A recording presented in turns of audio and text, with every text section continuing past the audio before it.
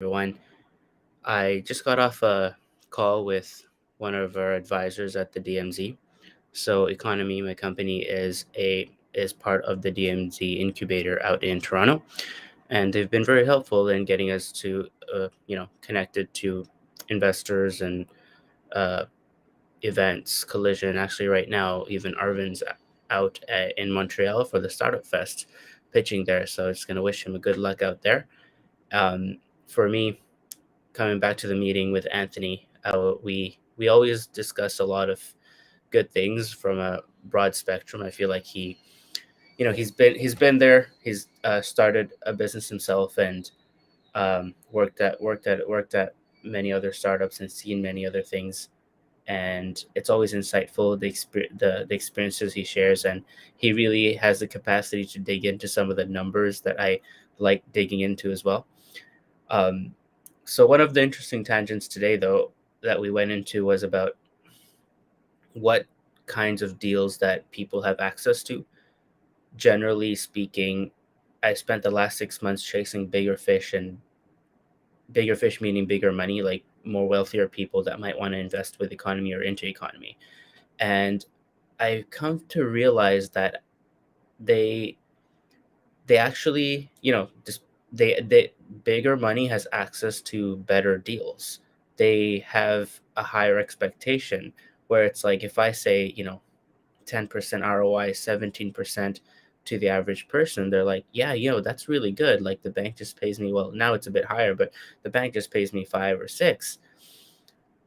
Like 10, 17 sounds really good, but to the private capital, um, that seems to be their baseline, which was very interesting. And he was reflecting on the fact that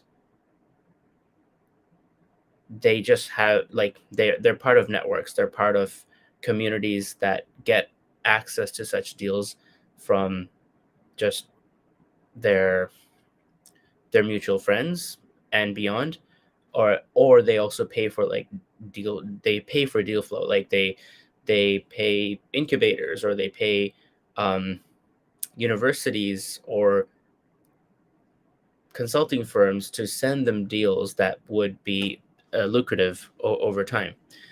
And the average person doesn't really have access to that beyond what's available through the public markets, crowdfunding, and what your financial advisor might advise, which is, again, in the most usually in the public markets. And I remember, so yesterday I was talking about how some of the institutions that we have, Securities Commission and the like, they put in safeguards to protect the public from exploitation. But I want to also recognize that those safeguards tend to gatekeep access, actually, to certain investments and certain things. And it, the reality, though, is that those they're not intended to do so. They despite and despite their good intentions of not wanting to gatekeep people from accessing good investments, they do anyway. Unless you're smart about it and you explore things on your own, and you want to see, and you do the math, and you educate yourself financially. And we can go on about how, and I think many other people talk about how investing or learning about finance for yourself is a very important thing to do, and something that should honestly be taught at school. Um, but on a more, like, individual note, there are ways to get to expose yourself or learn more about investments. And you'd think it's like, oh, follow this YouTuber, or follow this channel, or follow the Motley Fool. um, it's actually more through attending some of these high profile events. Did you know, like, a lot of investors get access to, like, family office events or networking events for free, like, because they are investors and they might invest in some of the deals or options that are available at the event. They can literally walk in and eat and participate for free. So, separate from the conversation with Anthony, and just giving it a thought, you could be you could be that person. Um, you could set up a company, call it some, I don't know, Hudefa Capital LLC or investment partnership, and apply to attend certain events. They will ask you to verify, how much funds you have, what sort of deals you've done in the past. And I'm not encouraging this, but you could just say whatever you want. No one really verifies it.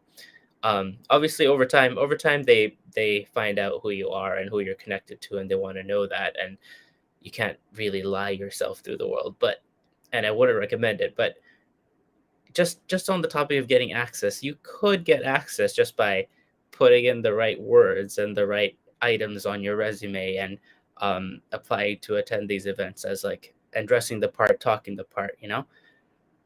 And similarly, even like being a lot of investments are only for accredited investors. You could be an accredited investor, like legit, actually. Um, Again, it just a thought experiment, but you could form a company, okay? Make 1,000,000 shares. Uh, you own all the shares, but then you take one share and you sell it to a friend for $100, okay? On paper, your company is valued at now 100 million. It's absolutely ridiculous, but it's not something you can't do either. That's all I have for today. Just sharing some of what was on my mind. Thank you for listening. I'm a peace. Bye.